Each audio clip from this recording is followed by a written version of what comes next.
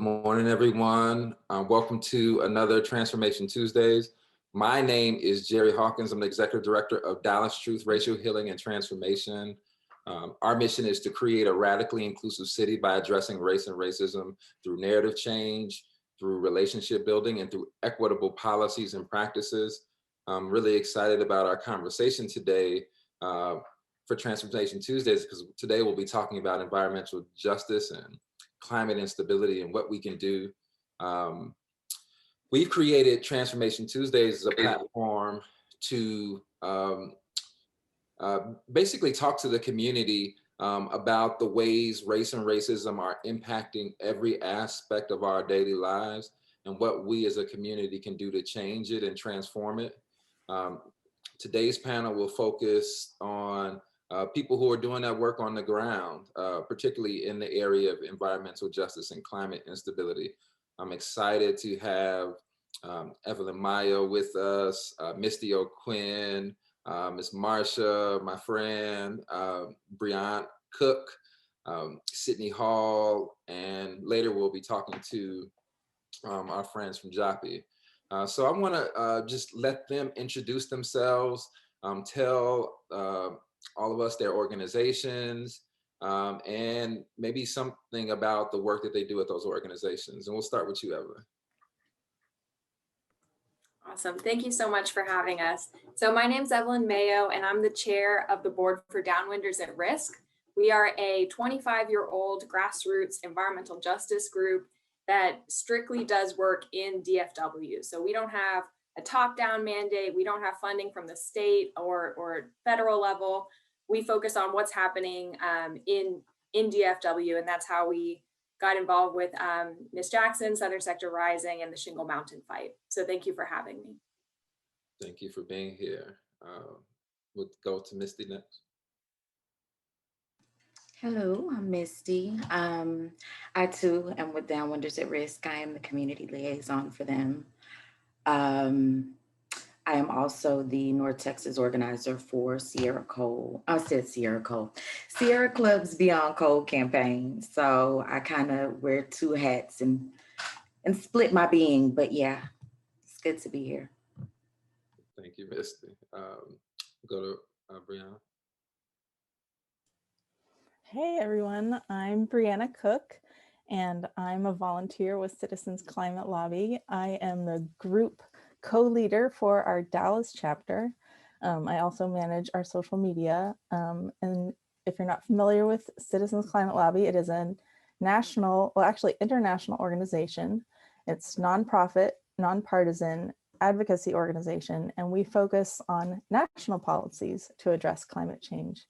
However, we work at the local level to build support for those national climate policies. We empower everyday citizens to speak up to their members of Congress about climate action and to tell our climate stories to our members of Congress. So we're all volunteer. We're all doing this in our spare time, except for the national organization. We're nonpartisan, and we're pretty adamant about that. We see climate change as a bridge, not a wedge issue. We're concerned citizens, but we value respect, appreciation, and optimism when we're interacting with everyone. Thank you. We'll go to Miss Marsha. Good morning. I am Marsha Jackson. I am the co-chair of Southern Sector Rising, also a board member of Downwinders, and recently appointed board member on the Juanita Craft Museum. I'm also got involved, of course, you know, Shingle Mountain by my home, and that was a big challenge. Also, not only Shingle Mountain, SSR represent districts 3, 4, 5, 6, 7, and 8. So we're also fighting for their environmental injustice for all those areas to make sure that the community breathe freely and no more environmental injustice in those areas. So thank you so much for having me. Thank you for being with us again. And then we'll end with Sydney.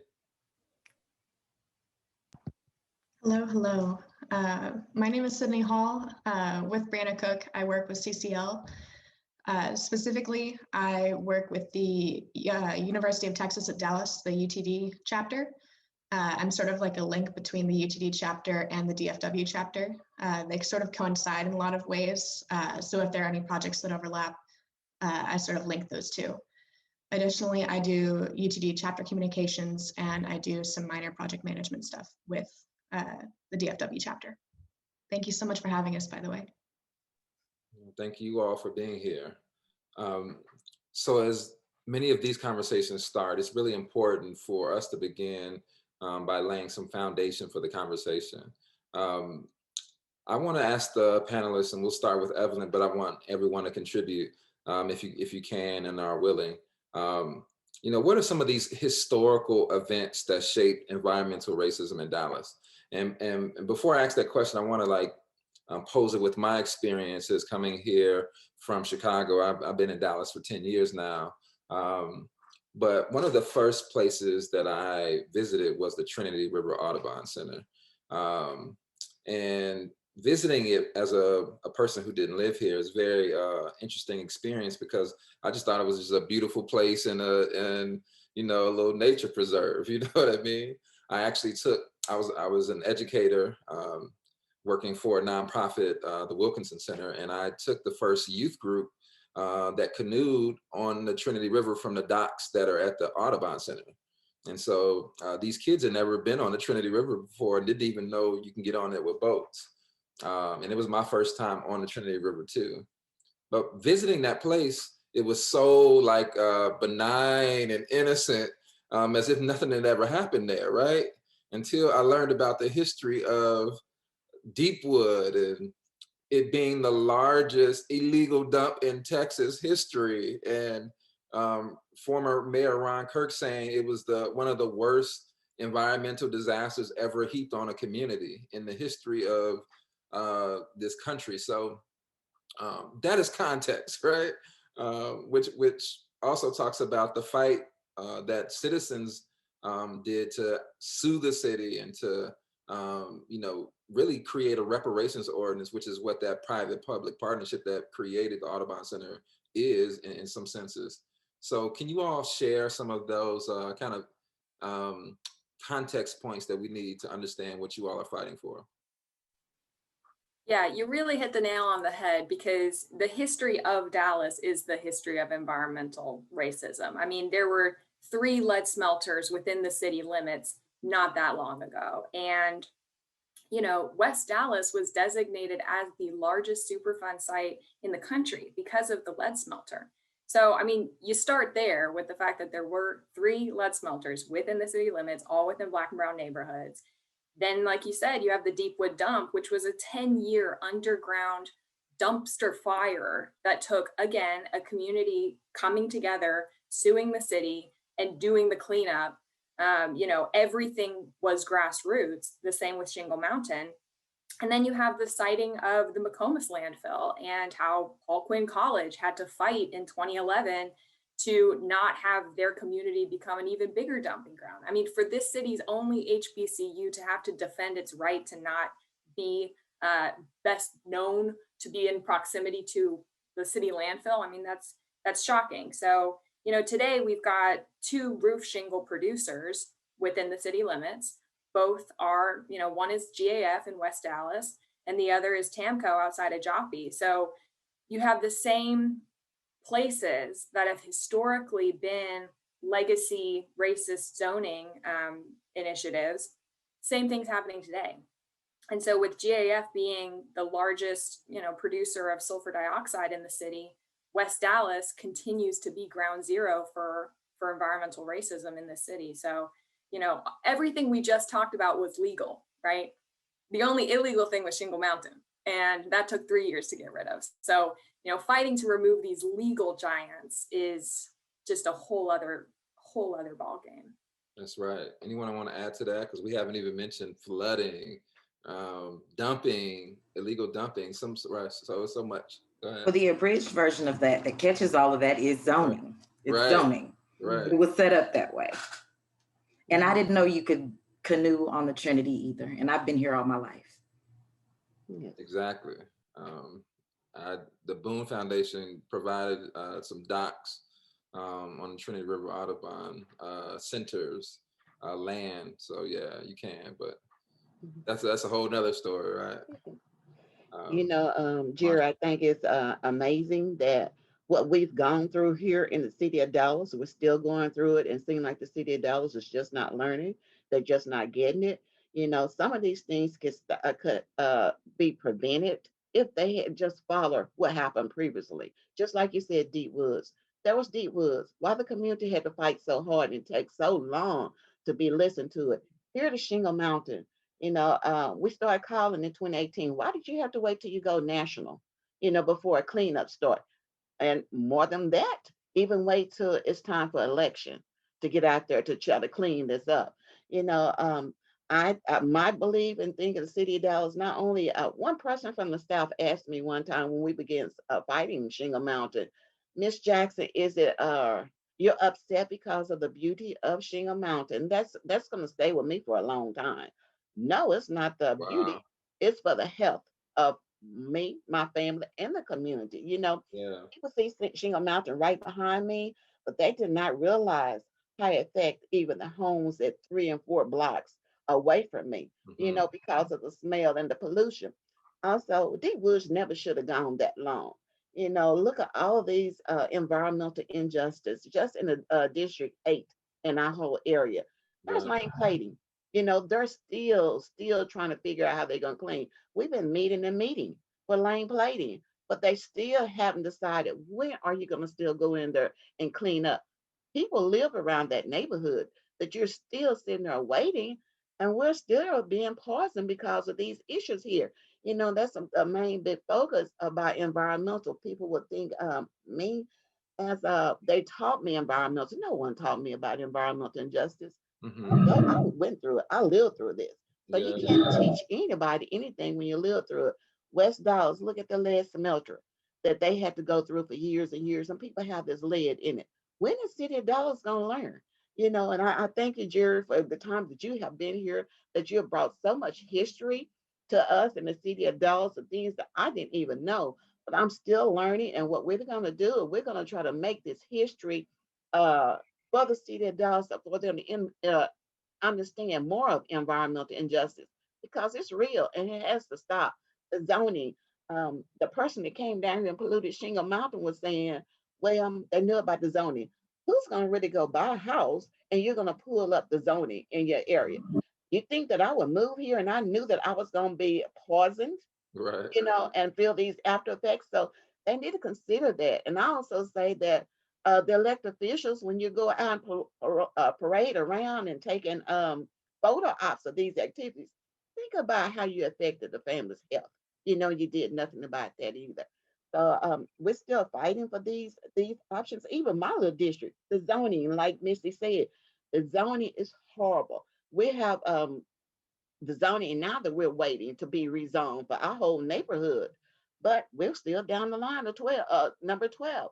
It's still no kind of no importance for them to push these things in our area, and that's something that the city of Dallas need to be serious about. This, we're all constituents. Just because we're in the southern port, why should we be harmed by environmental justice? Well, the northern part has no issue about that.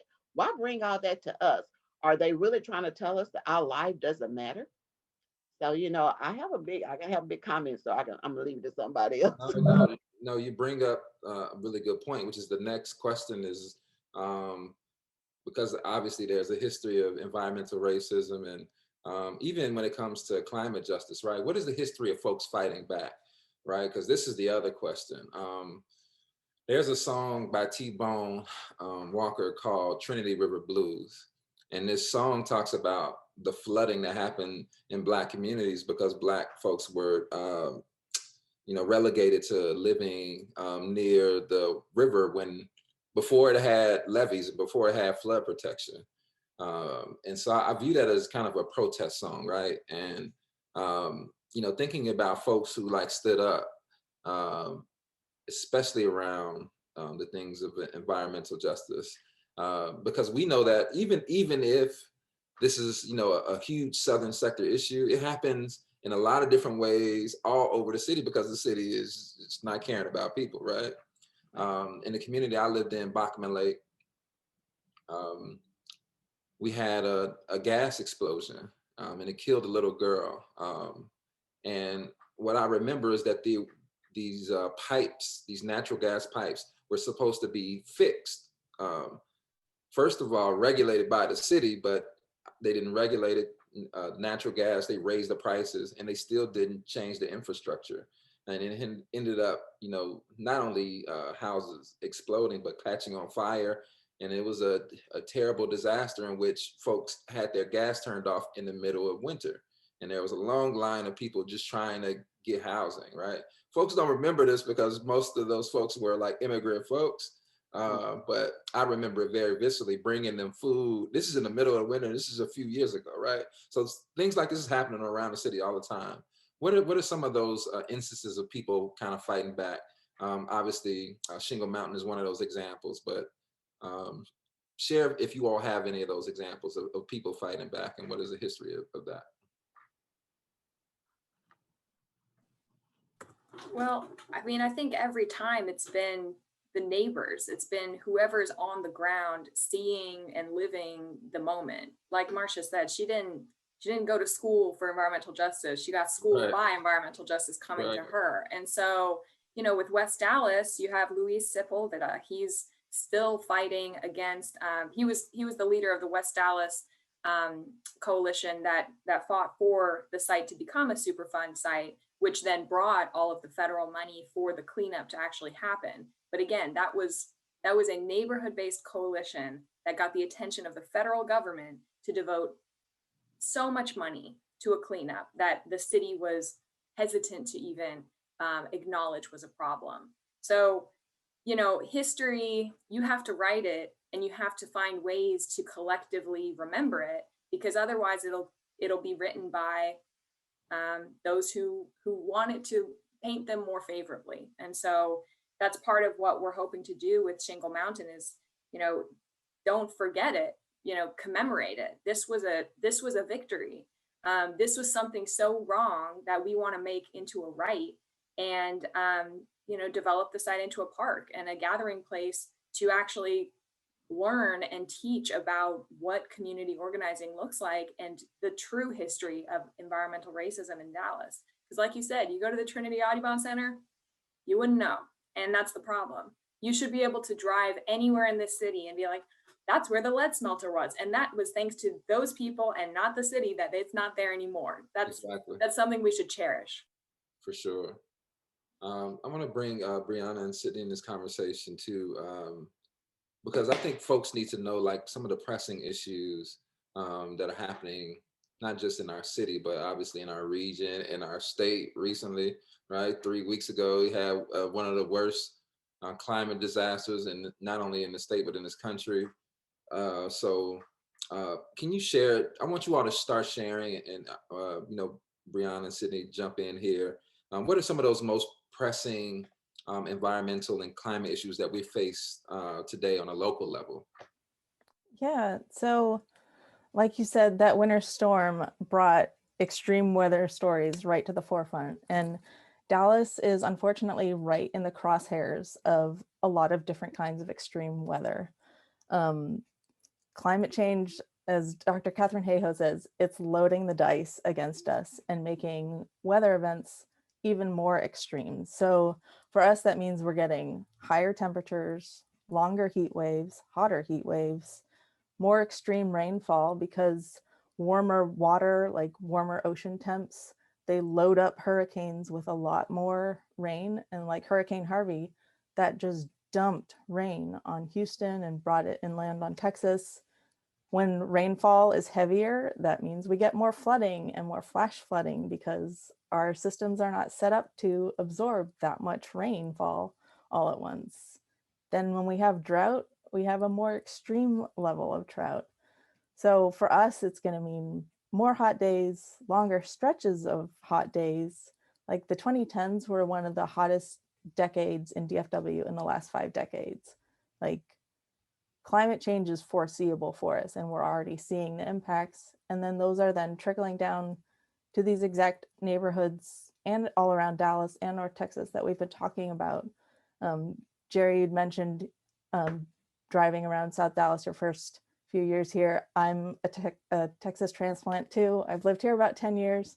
First time I was driving around South Dallas and I saw those giant floodgates that are there. I was like, what the heck? Like, what are these for? And then you realize like it's blocking an entire neighborhood from being flooded. And so climate change is going to make the issues that we already deal with even worse, especially for our communities of color who are already not set up, who are already not prepared enough, especially financially, to deal with the impacts that come from these extreme weather events. And we saw that with the winter storm. There was a story of a woman with her 3 sons in West Dallas. Their pipes burst after the power came on. It ruined all their furniture and appliances. They ended up staying on one of the charter buses that was set up as a warming center. And so they're just having to start over with their life's belongings. And we can take the steps backwards to how climate change is just rippling out into all these impacts for these communities. Thank you. Sydney? I was just going to say, one of the things that we tend to get quite often whenever we talk about these kinds of things is people who might not necessarily be as well versed in environmental racism and how these things can affect certain people more than other people. So you see something like global warming or like climate change that you see as sort of like a global issue, like, oh, the entire planet is warming. How could this affect one person more than another? And I thought that a really interesting example of that was during the winter storms.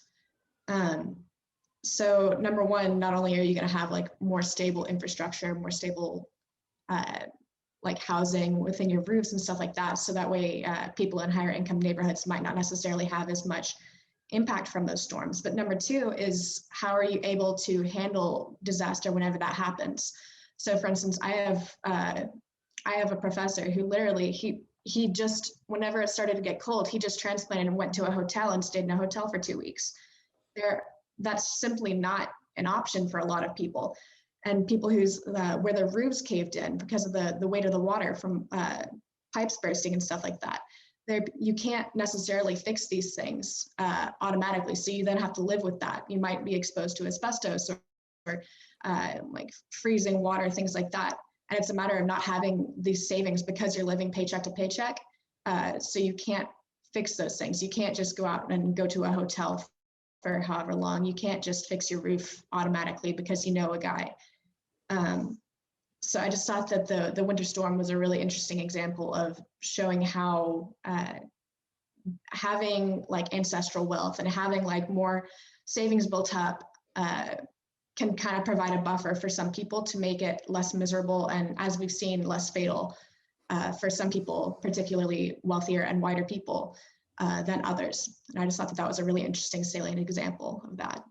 And to add on to Sydney's point of, you know, once you have that water damage in your house, if you can't fix it right away, it starts becoming mold. And if you already have health impacts, if you already have asthma, if you already have a respiratory problem, that's just adding on to an existing problem you already have. The United States military calls climate change a threat multiplier.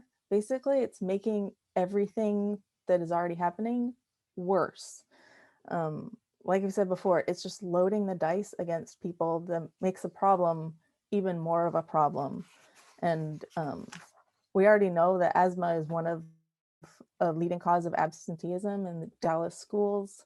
Some of these climate impacts that leads to then heat stroke, or the people who have to work outside during the day in the summertime, or people who don't have access to adequate air conditioning.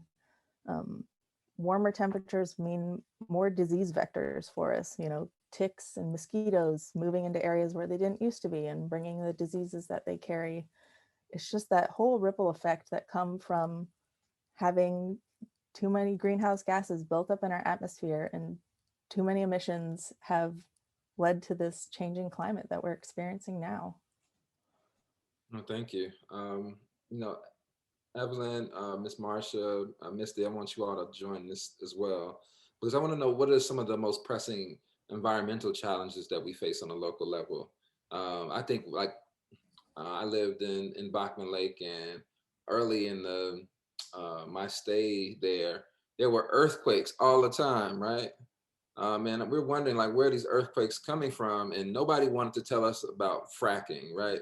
And about how like by Irving, that they were literally fracking into the ground and creating these these mini quakes, and so many other things that were happening, right? Being part of Tornado Alley, and I mean, there's so many things that are connected to the climate and in our environment and where people live and where people choose to put the things that are in our city. So, what are some of those pressing issues as well?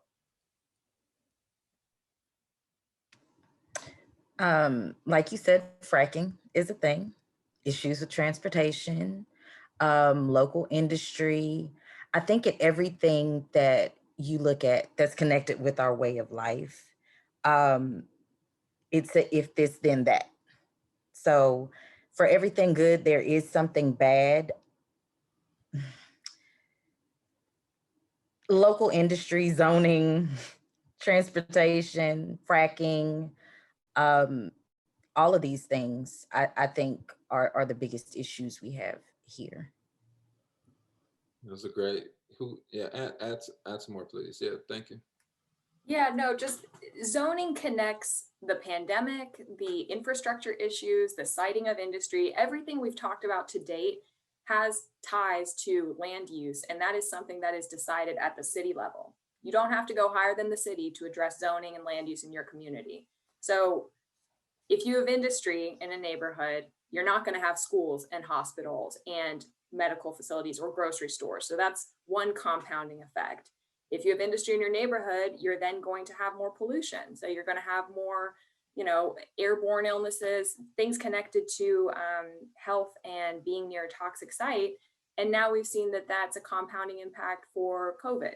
So if you walk outside your door and you see a park and a grocery store and an elementary school, what's any of that going to do to you besides be kind of cute and helpful and, good to have nearby? Versus you walk outside your door, you have a toxic dump, you have trucks lined up to go to the landfill and no commercial, sites to be seen. That's a meaningful difference. And that, has been proven. There is a 15-year life expectancy difference between zip codes in Southern Dallas and zip codes in Northern Dallas. What's the biggest difference? Land use and zoning.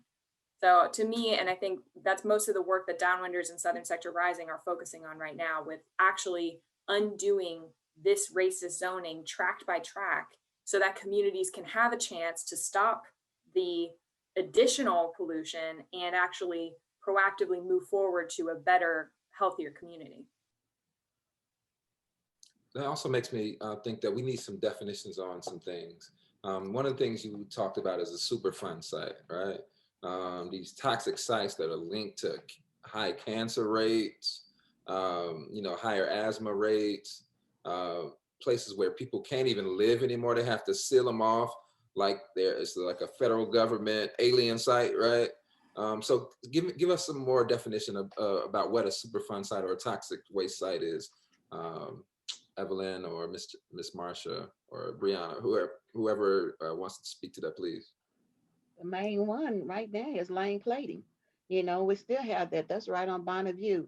And, Jerry, what I don't understand, when they label those as a Superfund site, why are they not pushing them and making it more of a priority for cleanup instead of waiting? They've been fighting that now since 2015, 2016. It's still not being pushed to clean up.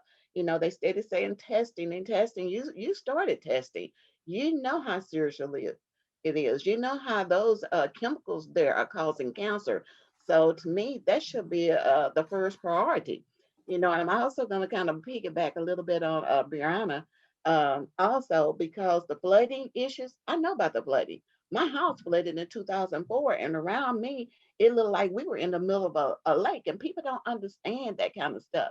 Once you go through that, that's a constant fear. When it's a heavy rain, I constantly fear that. When my neighbors, these pollutants moved next to me, that's the main thing I asked them.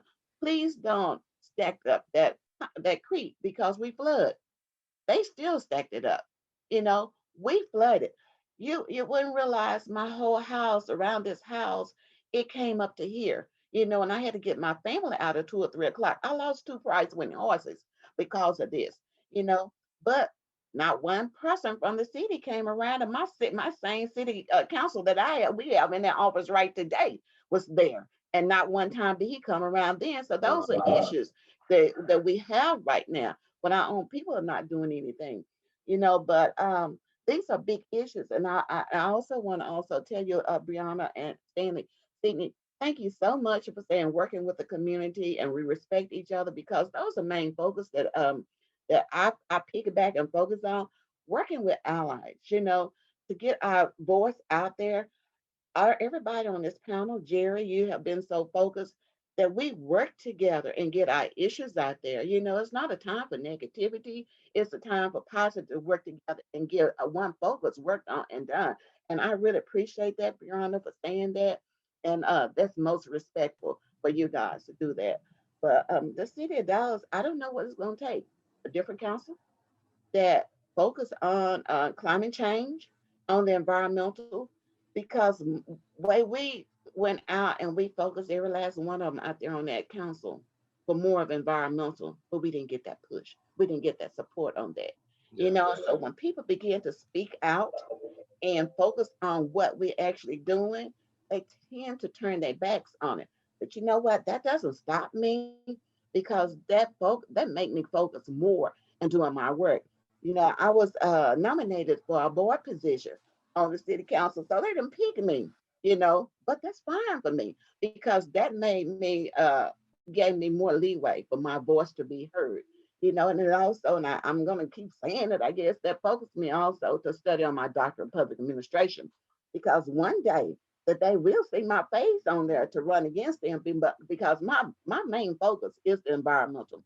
What we went through and what people are steady going through, just like we have now, we have a voice now, but people that's out there that's going through that, they don't know who to go to. They don't know who to call up for support, and it burns my heart to know that you actually have people out there suffering and being poisoned when you don't have that support from anybody, not even your council. So I thank every last one of you guys, every last Alice that coming out to support and fighting for this. It's not just for us in our neighborhood for Shingle Mountain, but it's for everybody, whether it's in the city of Dallas, in the country, nationwide. We need some support out there, support focus for every one of them. To go through what we went through for the last 3 years, and we steady suffering. They say Shingle Mountain is gone. Is it better? No, it's not gone. When you have that stuff fiberglass going down your throat for the last 3 years, and it could be a permanent damage, they don't understand that. So that's the reason why, the rest of my life, God give me, my voice is going to be heard to fight for people that can't do that anymore. I'm gonna backtrack to the Superfund piece. It's just a tract of land that's so extensively damaged. It's got a whole different process for remediation. I think that ends up going up to like a state and maybe even a federal level. So that's what she was talking about in Highland Hills. And I think there's a couple of them in Garland, the Meadowlark Estates folks that are over there working in their backyard. They've got a couple of them. Thank you for the context, Misti. Anybody else want to add this? Because also, this is not just, a happenstance that these places are where they are. Why is it still so hard to change some of this zoning? Is it a purely economic conversation when it comes to zoning?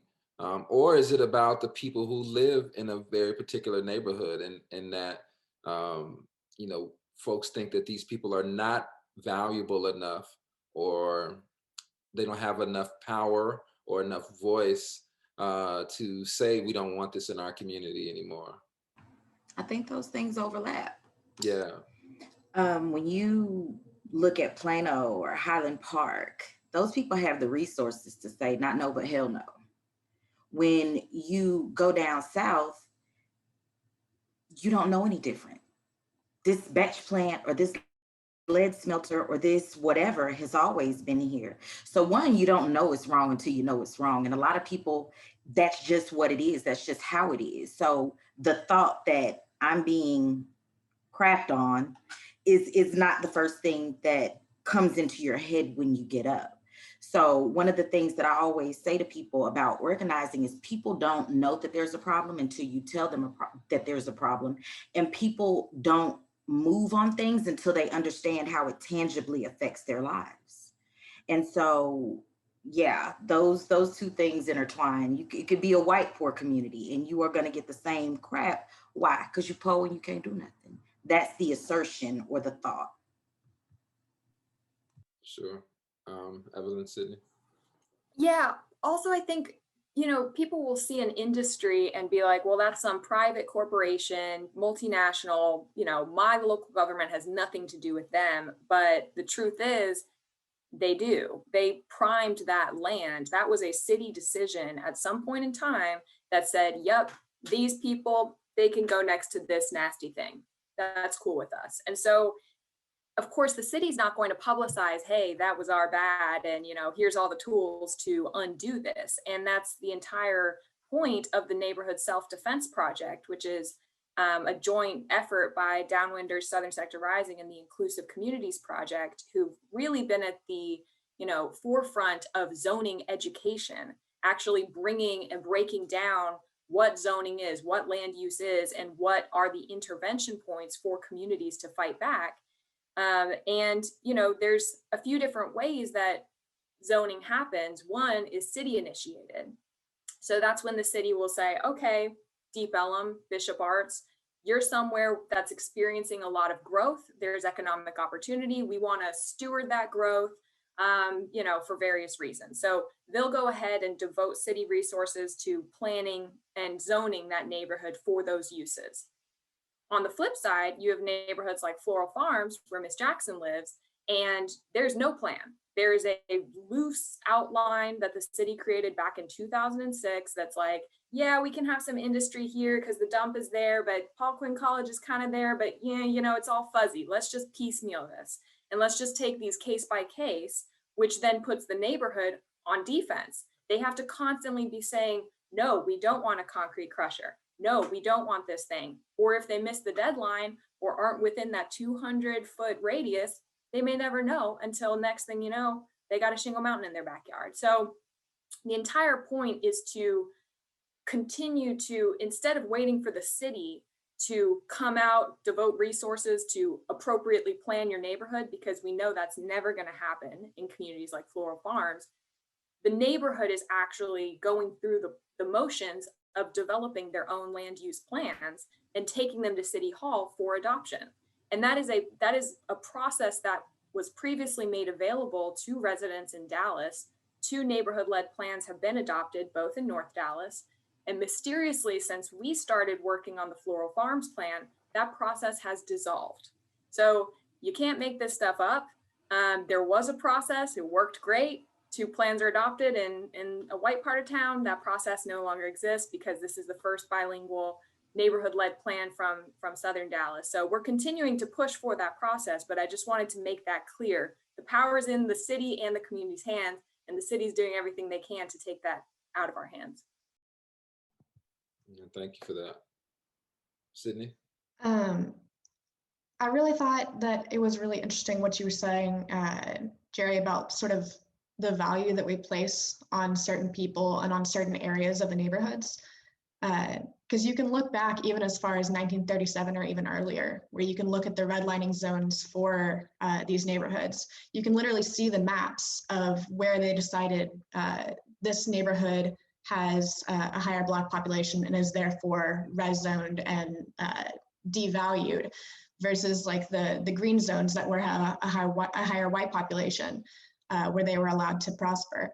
So you can literally see the historic growth, even back as far as almost 100 years, of why these neighborhoods look the way that they do. And you can see that these things weren't an accident, you know? And so I just really resonated with what you were saying about like how we value these things, because we take the things that we think are ugly you know, so the junkyards and the landfills and the factories, and we take the things that are ugly and you hide them away from people like me, where we don't want to see these things. They're ugly, they're bad for our health, all of these things. And the people who have the money, the people who have the power, that's we hide them away where I can forget about them, where we can forget about them. And so that's why I think it's so wonderful that we as CCL are able to partner with y'all and be able to come into these conversations to see people who have actually been directly impacted by that. Because like I recognize, like I haven't been around a lot of this kind of stuff. I've kind of been tucked away. My parents have kind of done an excellent job of keeping me away from that kind of thing. And so I just really wanted to thank you all for allowing us to come into that conversation and see more of this sort of work, because this is what we're trying to push more for as CCL DFW. It's like we've been talking about, we're a lot more like a national level advocacy organization, but we're trying to move more into an environmental justice space, specifically within DFW chapter. So I just wanted to give a big thank you for you guys for allowing us to hear your stories and to sort of give us, letting us grow in that regard. Because ultimately, the ultimate goal is to see less of me and more of y'all. So I just wanted to thank y'all for that. I'm only gonna push back on that a little bit because we need everybody. You know what I mean? Like it's so much.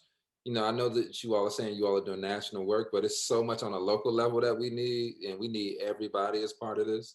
And I also want to say thank you for bringing up those homeowners loan corporation maps from 1937. But this story starts back in the 1800s, though, and that's going to bring us to our next part of our conversation, which is what we can do.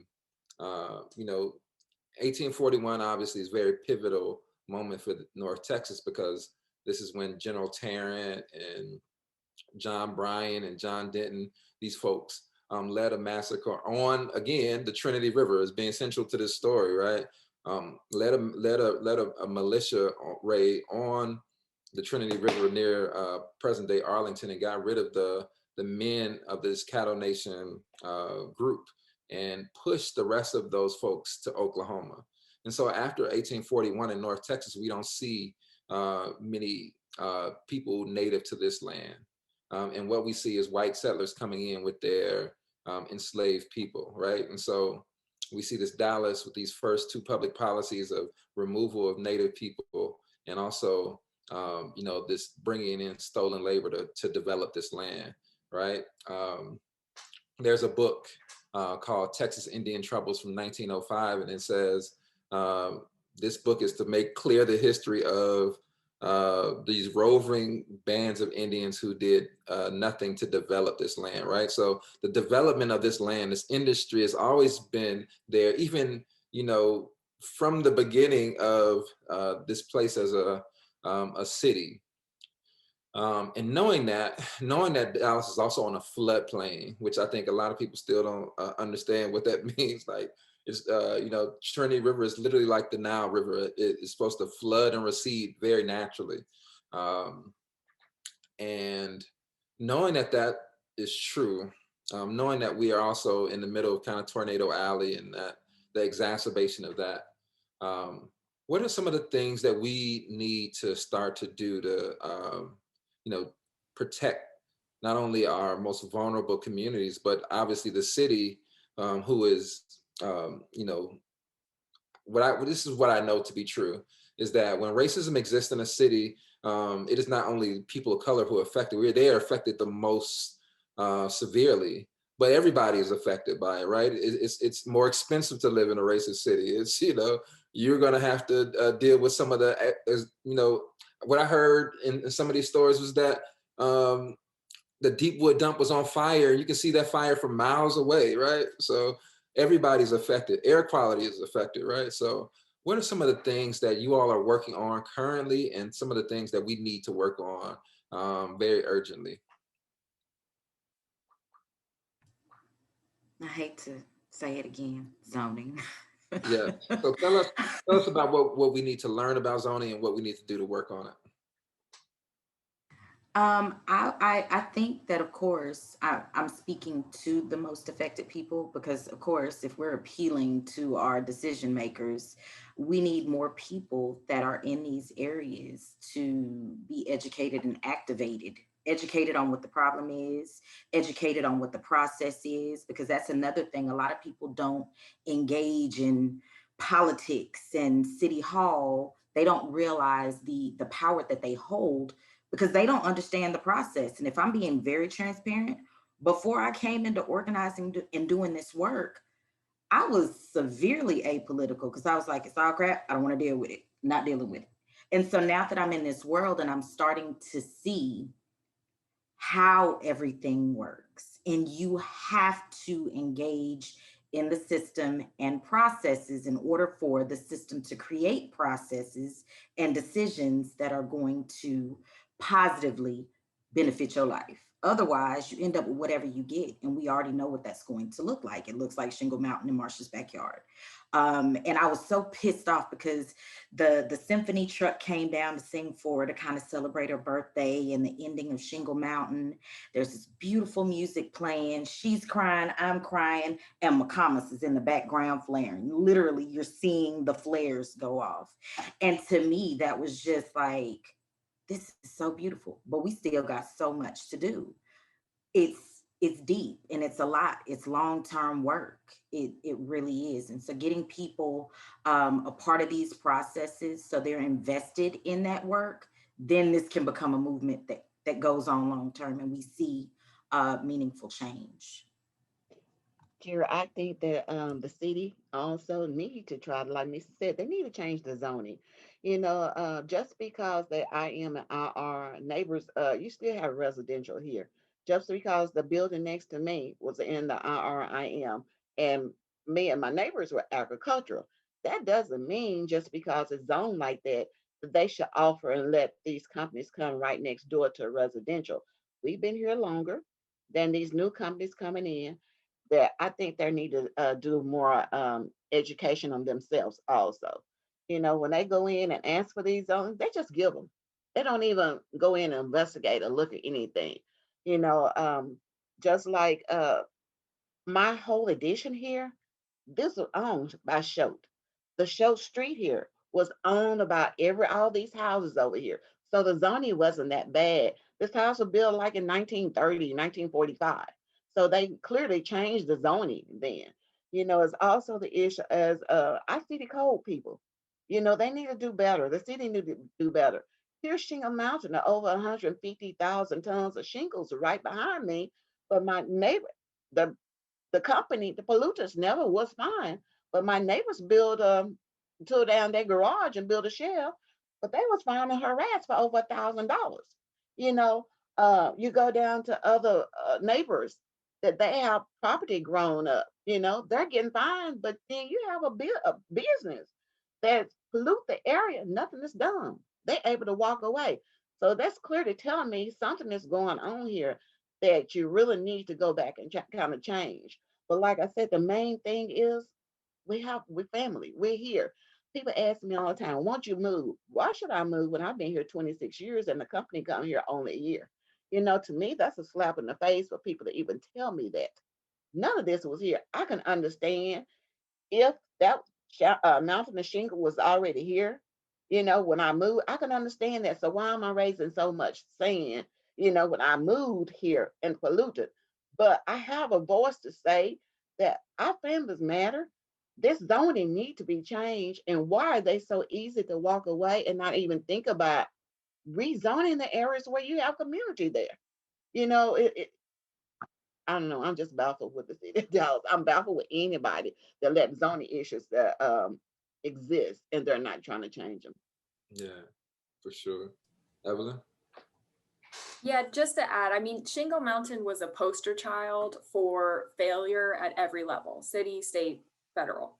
And so it didn't have to happen. Marsha did everything right. As soon as the mountain came up, she called code. That's what they tell you at any, community meeting. They'll say, call 311, that'll resolve your issue. Okay, she did that for 6 months. This mountain continued to grow. It proceeded to violate every zoning and land use, regulation at the local level still no response. So there are some very specific steps that the city can take to prevent this from happening again. The first is to have the Environmental Health Commission reinstated. This was a specific body that was responsible for taking on community concerns when it came to environmental health issues. It was also disbanded in 2011, I believe, suspiciously timed around when they were trying to expand fracking in the city limits. But the Environmental Health Commission no longer existed. And so someone like Marsha had nowhere to go. So that's the first problem. You need to have somewhere to go in the bureaucracy for it to ever get anywhere. And that just wasn't there. So that's the first. Then the second is to push for a process for neighborhood plans to be adopted. I mean, Shingle Mountain happened because the city did not listen to Marsha. They did not listen to Neighbors United and the other residents in Floral's Farms. And they're setting themselves up to do that again. The community had worked on a land use and zoning plan for an entire year that outlines a path tract by track on how to make this community, a special place to be in Dallas. And so the city has this golden ticket opportunity to adopt this plan and try to right the wrong. But again, that process is no longer there. So that's the second thing. And then the third is just the park itself. The city has the chance to acquire the land where Shingle Mountain is for $0. So they have an opportunity to get the land after they went bankrupt, right? Or they filed for bankruptcy, right? Exactly. So they can get that land, and after they've completed their environmental impact assessment, they can acquire it and clean it up to park level standards, because we don't want them to just clean it up to industrial standards. They need to clean it up to human use standards. And again, have that as a site for community gathering and restorative justice. So those are three things off the top of my head that can be done right now. Oh, those are great. Those are great. I want to, wrap this up, and I want you all, Breanna and Sydney, to join us too. But tell us where we can find your work, how we can help you all. What do you all need? Oh, we would love the help. So what we're really trying to do is get your meaning, everybody who's watching this, your climate stories to our members of Congress and build support for climate legislation at a national level. And the bill that we support is called the Energy Innovation and Carbon Dividend Act. And what it is a price on carbon. Basically, instead of us paying for the pollution in our air with our health, with our extreme weather, companies have to pay for that emission. So puts a price on carbon at the source, so like a mine, a port, or well, and returns the revenue from that fee as a dividend to all American households. Because two of the parts of a piece of legislation that we'll support is that it's effective at reducing emissions quickly, and that it is good for the bottom 40% of income earners. We want the bottom 40% of income earners to come out ahead by having this dividend, so that as we transition, and as Misti was saying, getting that systemic change, we need a system change to our energy sources. It can't be on a personal level of like people who can afford rooftop solar or not, or can afford different energy sources or not, or to have generators or not. It needs to be a system change at a higher level. And we don't want the bottom percent of income earners to be impacted by an increase in energy prices. So what we need people to do, and we would love people to do, and we want to help people demystify that process of getting in touch with your elected officials. Just like Marsha was saying, and Misti was saying, before I came to CCL, I never called my members of Congress. I would have laughed your head off if you'd said I was going to meet with my member of Congress in a lobby meeting to talk about climate solutions. Like, what? But that's where we are here to help. We have something called the monthly calling campaign. You can sign up for it. And I'll share these links on our Facebook page, or CCL DFW on all social media platforms. There's a monthly calling campaign where you get a text message once a month, and it links to a script for what to say. It takes you less than 5 minutes to call your member of Congress and to voice your concerns about climate and that you want them to take action. One of the number one things we hear when we meet with members of Congress is that they don't hear from enough constituents, so they don't think it's an issue. They don't think it's something they need to focus on. So it makes it super easy to demystify that process of calling your member of Congress through a monthly calling campaign. And if you want to take it further, you could even come to a lobby meeting with us. We love to have constituents from that district because it makes it all the more impactful for you to share your climate story directly with your member of Congress. Something You know, a else. really good organizing strategy would be, because this is something I think people just don't know. People don't know their congressional districts. They don't know their city districts. They don't even know like their school districts. Like a good organizing strategy, especially like when somebody moves into a neighborhood, would be to list all this stuff and put it on like a door hanger or something. You know? Yes. So like I want folks to do that, because I'm like, what district do I live in? I just moved like in November. Seriously. I had to learn this stuff. And it takes a long time to learn these things, especially It with still gets murky. I'm in the city of Dallas, but I'm in Collin County. But if you cross the street, you're in Denton County. Right. So it's weird. Seriously. And we have you have a Texas district, you have a city council district, you have a national congressional district. Something else you can take action on at a Texas level is right now there is a bill in the Texas legislature called the Texas Environmental and Economic Stewardship Resolution. And what it is doing is it's saying we're calling for a science-based approach to adopting policies that support innovation, environmental stewardship, and reduction of greenhouse gases. So it's a resolution that moving forward, we are going to adopt policies that take that in mind. It's called HCR 22. There's a whole Facebook page about it. We can also share the link. So what we need people to do is to email and call their state representatives and tell them to support this. And that has to happen before the end of March, because the Texas legislature only meets every 2 years. So we need, and then once we get this local state level support, we can then go to our national representatives and say, hey, Texas at a state level supports taking action. We need to do it at a national level. So what you all are saying is we're going to do a lot of political education again. We're going to partner on some political education for our folks. Because I know that you all do that work in the communities. Heck yes. Misti and Evelyn, Miss Marsha, how can we find out more about your work and what you all are doing? Evelyn? Social media, Downwinders at Risk, Southern Sector Rising. We post often. You all on Facebook, social yes, and Twitter, then also we have our separate websites, even the Neighborhood Self-Defense Project. Yes. Heavy Rocks, they got their own website too. So any of those three, you can either find us. Morning. What? I saw a newsletter this morning from the Neighborhood Self-Defense Project. Yep, sent that out saying that the panel was happening in 1 hour. So I've been procrastinating on my newsletter anyway, so thank you for that. Miss Marsha, what about you? You've been on Twitter, and a lot of these folks also appear with me in this BET documentary with Soledad O'Brien, Disrupt and Dismantle. You know, I have some other grumbling things to say about it, other than, and I was like the last person to sign off on it because I didn't like that she controlled the rights to our images according to that thing. But that's a whole nother thing. But yeah, where can we find out more? Find you at, Miss Marsha? I know you my Twitter friend and all that, but I'm on Facebook, Marsha Mitchell Jackson, and we also have our Southern Sector Rising Facebook page. We have Twitter and Instagram.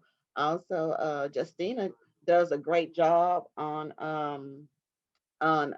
Shingle Mountain. She has a Twitter on that also. So we also have lane plating. So that's on Facebook as well. I'm on that CAG committee also. Awesome. Well, I just want to thank you all for your time and your brilliance and all of the work that you all do. This is obviously thankless work, but I want to thank you all and let you all know that we support you, and let us know how Dallas Truth, Racial Healing, and Transformation can support some of these efforts. If you all are doing anything that is connecting to the work that we do, please let us know so we can support you financially or otherwise. So thank you all so much for being here, and I look forward to talking to you all soon. Thanks, Thank you Jerry. so much. All right. Thank you so much. Bye. Bye.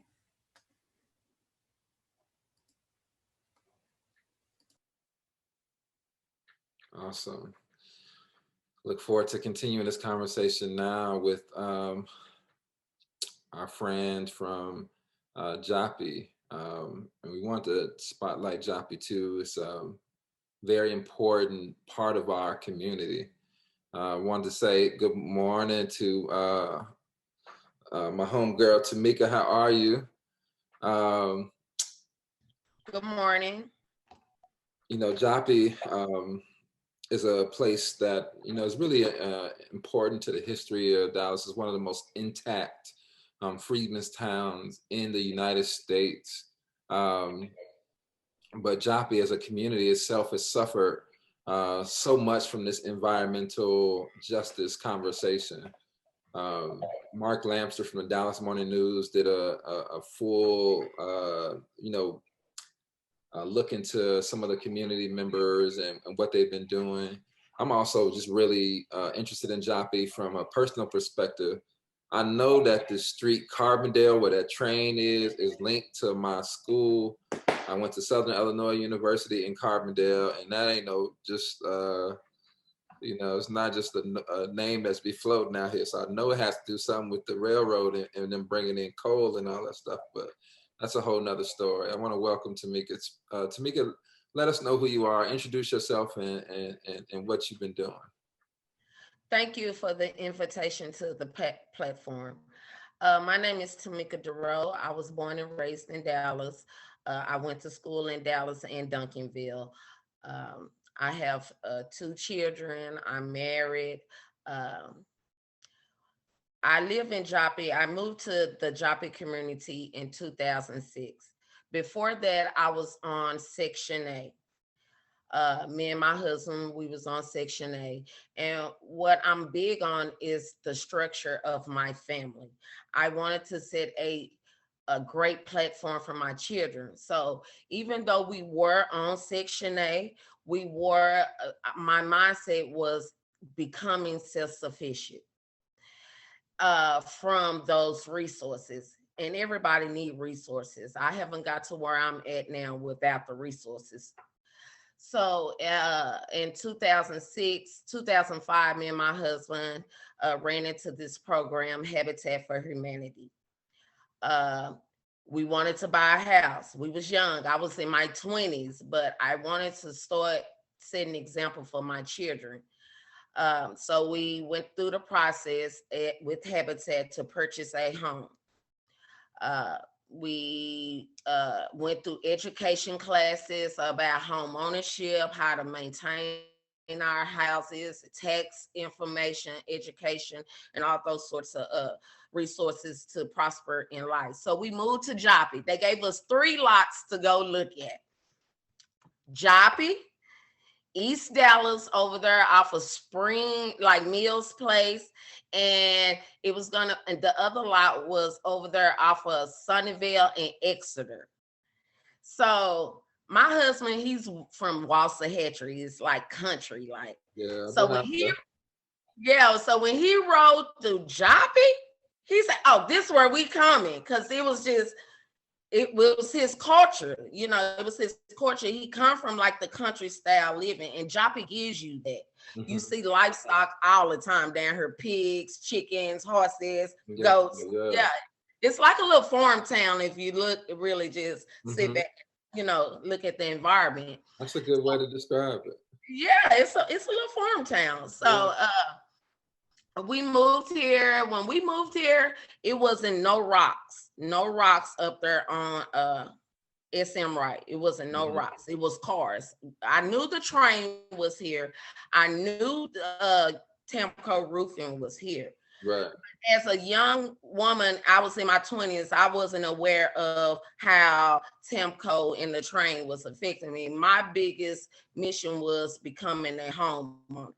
Right. So I wasn't aware of the environment. Did you think? And now I want just pause right there, because that's a really good point you just made. When folks are really just trying to get what they need to live a decent life, you think that as a person who they're not thinking about some of these environmental issues, right? They're just trying to find out a good place to live, right? Yes. And so how does like you come from being this person who is just trying to find a good place for your family, your husband coming from Waxahachie to Joppa, he liked the spot. How did you start noticing what was happening around Joppa? My first example of the environment is when we moved here. The mosquitoes was bad, and the ants. My daughter was going outside. I mean, she would have bites like she had chicken pox. If anybody know about chicken pox, they give you a lot of bumps. And that's how her mosquitoes was, and they was turning into sores. So I reached out to Eddie Bernice Johnson when I first moved here, and that was the first, example. The second example was my son. When he would go outside, he would have allergic reactions to being outside, where his eyes were shut down, he couldn't breathe. But I didn't think nothing of the environment. I'm just moving down here. My mortgage is $500. Okay, I'm moving. Right. Yeah. So I took him to the doctors. We had medical insurance, Medicaid at that time. And I took him to the doctor. He had a lot of prescriptions, allergy tests. So come to find out, my son was just, after the allergy test, he was allergic to outside. And that what really triggered it. And I'm like, why though? My other child doesn't have those problems. I don't have those problems, Yeah. Come to find out, the doctor told me it was outside. And that's when I started saying, oh my God, is it the environment? So we didn't even say what Joppa is. Describe what Joppa is when you talk about Dallas. So you got the city of Dallas, right? They know downtown, they know all these places, Deep Ellen, Bishop Park, but where's Joppa? In the middle. Right. I say in the middle. Okay. That's what I always tell people. They say, where Joppa? In the middle. Because we in the middle of Pleasant Grove, South Dallas, Oak Cliff, Highland Hills, like farther south. We are right in the middle of Dallas. We can see downtown from our house. So we're sitting in the middle of Dallas. We're our own. Why do folks think it's a far off place? When like you say Kenny or Allen or something. I know, because when I say I live in Joppa, they be like, where Joppa? Right. I say in Dallas. But the culture, I say over there out for 310. Right. So they be like, for real? I be like, yes. And it amazes me that a lot of people in Dallas don't know Joppa. They don't. So tell us this journey though. You moved to Joppa, you noticed these things around your kids, but how did you end up getting involved in your community, and then obviously the environmental justice movement in your space? I had lived here about 11, 12 years by then. Moving in a community, you move there to, better your family. Right. So I was living there, but I wasn't being a part of my community. You see what I'm saying? I was living there. We was living our life, but I wasn't being a part of what's going on in my community. So I recognized that, and I started getting involved, going to community meetings. That's how I got into it. And so what did you start to learn at these community meetings that got you into environmental justice, especially learning around what those companies were doing?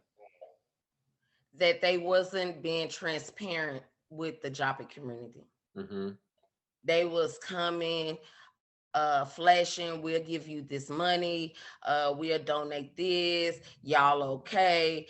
But they wasn't really being transparent with the community. And by this community being the community was any improvement that the residents get, they okay with it. If they say we're gonna give y'all this money to do this, oh yes, because they always have been neglected by the city of Dallas. So if anybody come here offering financial stability, they gonna take it because our community do need a lot of improvements. For sure, for sure.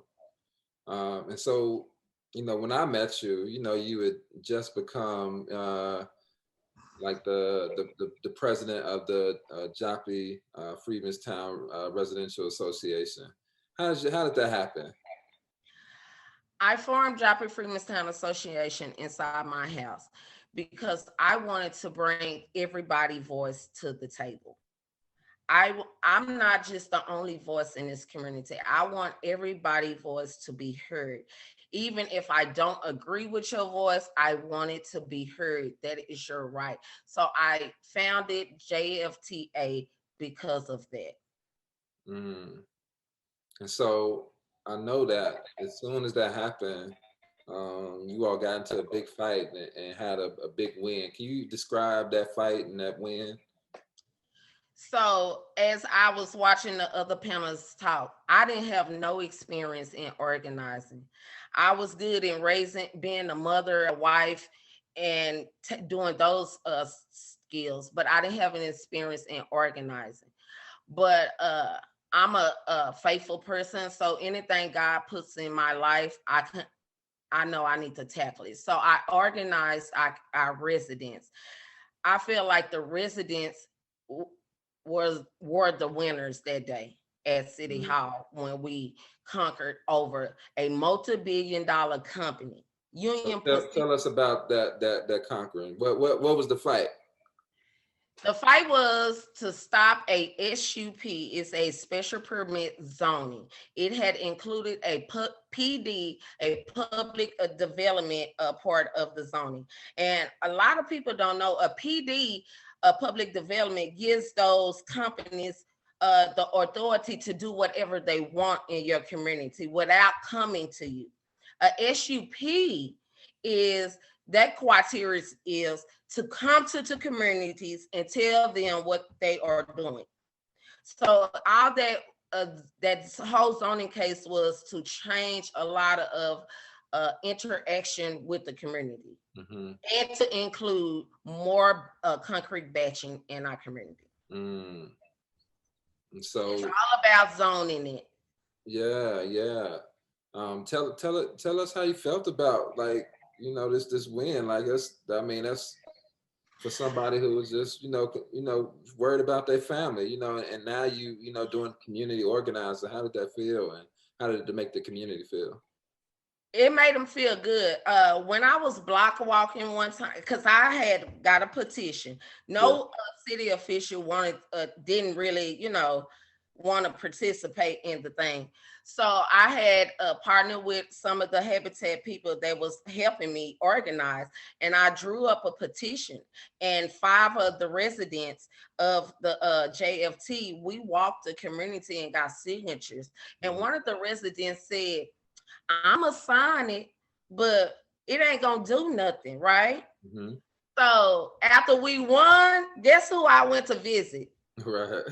Him.